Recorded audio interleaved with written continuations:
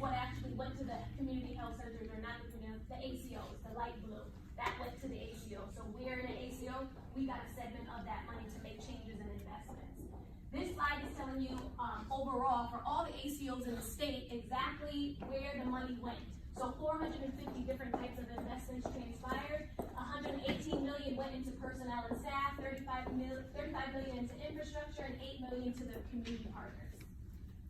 This slide is also telling you how much was spent. So if you know, when you're starting a new business, when you put your proposal out, the day you put your proposal out, if they fund you the next day, your budget is really not accurate because you're not going to hire all the people on day one. It takes you a lot of time to get your vision off the ground. That's what this slide is telling you. So that other slide, they said they gave us more money. They did, and then we weren't able to all spend it in that first year of 2018. So then we rolled it over and then began to continue to build out the program. This slide gives you the infrastructure of the Be Healthy Partnership ACO. It's a really complex system, but essentially CMS is the state where Center for Medicare Services, they put the rules out. CMS is the feds. Mass Health is the state that then administers CMS funds. Model A partnership is what we went into, and we partnered with a health plan as well as community health centers. And that made the Be Healthy Partnership. So that's essentially what this is telling you. And for our partnership, it is focusing on the greater Springfield population, all of the health centers in Springfield through Bay State and ours. That's what this is here. And then we have approximately 40,000 patients. So what goes into what you're getting paid for your patients? Tanya gave you some examples of the lifespan of how community health has evolved over time. Well, now in the ACO, there are different factors. This isn't all the factors, this is some of the factors. Risk category. When a patient shows up to a health center, depending on their condition, the provider codes them in the system a particular way. Someone shows up with diabetes, they should get coded with diabetes. That then dictates that they have more risk, and because they have more risk, we get more money per member per month. However, if they show up, you don't have to code them. And that's been a big problem in the ACO. Inconsistent coding, that then gets you inconsistent per member per month revenue. In addition, the rules for coding say you need to recode that patient every year. So if the patient showed up in 2018 with diabetes, you coded them for 2018 and they decided not to show up for another year, they forgot about their diabetes care. One, they probably end up in the hospital, but two, your records with CMS would show that they don't have diabetes in 2019. Now that's a problem because your budget is going to be based on how your patients are categorized. So as you can see, making sure you have contact with your patients is extremely important. Not only the contact, but how you're coding them. That I cannot drive home how important that is. It doesn't matter if you saw them. If you didn't code for them, it's as if you didn't see them. And if you did see them and didn't code them up to the highest level of what they should be coded for, you're leaving money on the table. And we don't want to leave money on the table.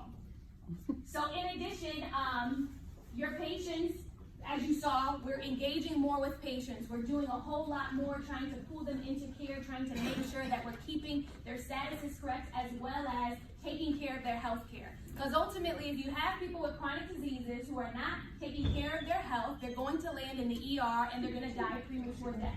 And it is very expensive to have someone live a sickly life in the ACO. So you want them to live their best life, their healthiest life, their more engaged, active, and quality life. So essentially that is what the ACO is trying to drive from a quality-based system. So this tells you 4.8 million got spent on all the ACO members in 2018. So across the state of Massachusetts, those 885,000 members participating, they cost CMS in the state $4.8 billion. On average, the per member per month spend, that's not what you got paid, that's what they cost. It's about $5,600. That's extremely expensive. That's letting you know that the population on Mass Health is extremely sick. So we saw that pie chart that said you had this percentage without disabilities for adults, this percentage without disabilities for children. That's not telling you chronic diseases. That's not telling you amputations. That's not telling you substance abuse. It's not telling you any of those things. That's just giving you broad buckets about the patient population. So really important on this screen, with ACOs across the state, if you don't have disabilities, there's a clear correlation that you are more healthy, as you can see with the difference in per member per month cost. So this chart just tells you with all the ACOs, I think this is model A, stacked up against each other, how much they're stacking up to that average. So the bar is the 5,600 per member per month average, and our health center is pretty much on par with that. PMC BACO is right here. Essentially, you want to be below that. The lower you are, the more healthier your population is getting, and the more better quality of life you're living. And in addition, you hopefully won't have to pay back dollars for what. I'm giving her $8,000. I'm giving this person $7,000. So let me pull up my notes. All right, we need one more. 1, 2, 3, 4. 1, 2, 3, 4, 5. Okay, great. So 5. So your A, your B, your C, your D, your E. A, B, C, D, E. Now pay attention because I'm going to apply a lot of what we just talked about and Tanya talked about. Team A. Now you're over here, you got $8,000. Team B, you got $7,000. Patient 1 is A, that's you. You're healthy. Patient 2, you've been feeling ill lately. Patient 3, you got substance use concerns. Patient 4, you're experiencing homelessness. Patient 5, you're suffering from diabetes and hypertension. Now, Team B, you're the exact same. But here's where things are going to change. You notice I gave them different amounts of money. I gave them different amounts of money. Why? What did I just say affects money? Comorbidities. If I coded for them. What else? The patients have a voice. What does that voice do?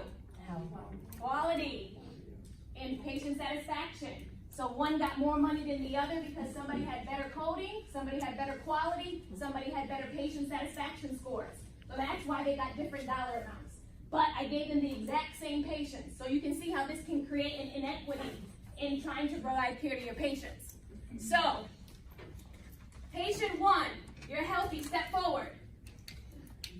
You're supposed to be healthy, you're supposed to cost the least to the ACO, but guess what? You got hospitalized with the flu. You have cost your ACO, for ACO A, you cost $1,000. Who got the money? Put $1,000 to the side because you got to pay the bill. Team B. Oh, here's another thing. You decided to go to Bay State. That's why you cost $1,000. You decided to go to Mercy. You only cost $500. Lay your $500 on the table. Patient 2. Patient 1, step back. Patient 2, step forward. Patient 2 is patient B. You were the ones that were feeling ill lately. Guess what? You didn't go anywhere. You ended up being just fine. You didn't cost the ACO any money. You can step back. So great, we love you. Patient C, step forward. On Team A, guess what happened? You decided that you wanted to seek treatment so that you could be cured. You decided to go to a place that cost us $2,000 in your ACO.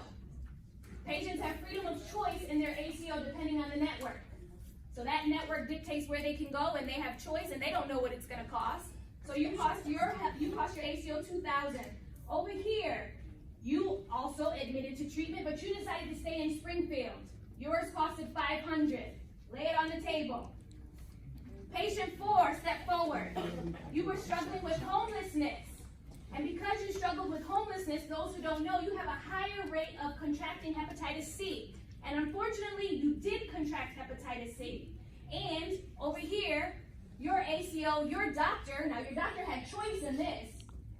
Your doctor prescribed you the most expensive hepatitis C medication, and it cost your ACO $5,000. Put your $5,000 on the table. You're worth it, Dominique. I think it's going to be all your money. Thank you. They're out of money, and they got a patient left. Now we're talking about risk. Just because you ran out of money doesn't mean you still don't pay that bill. That's that upside downside that Tanya was talking about. Over here. So you contracted hepatitis C, but your doctor prescribed the lowest acting prescription that is just as effective as the highest price prescription. You only cost $200. Lay it on the table. Last patient. Patient 5. You've got diabetes and hypertension, 2 comorbidities. Over here, what you've been doing, you maintained and you changed your diet and your numbers have been improving. But even because you've been maintaining and improving, you're still costing missing something because you have your insulin, you have your pumps, you still need to go in and see your diabetes specialist. So it costs us $1,000 to maintain your care to help you improve. Do you have any more money? I got nothing. Okay, but you still owe that bill, so the state's coming for their money. You gotta figure out where to get it. You're gonna have to get it from somewhere else. I have to sell something. Over here. So, same situation, diabetes and hypertension. You maintained and you changed your diet. Your numbers were improving. You only cost $500 because you have a very innovative approach to diabetes management.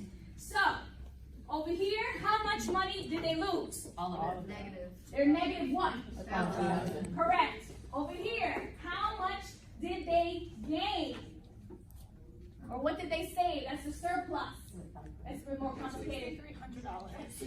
$300. So they had a $6,300 savings. They get to keep that money and reinvest. Now, two things to notice. One, they started with more money. We would expect them to have more money because they had the same exact patients. But some things changed, and that changed the outline and the bottom line. Over here, I expected them to be the underdogs, and they were going to be the ones losing money. But guess what? They did things a little bit differently, made a little bit different choices, and that made all the difference. This is how the ACO is running. These are real examples of life in the fast lane with the ACO. So that's my presentation. I hope this applied everything together, and I hope you enjoyed it. Thank you.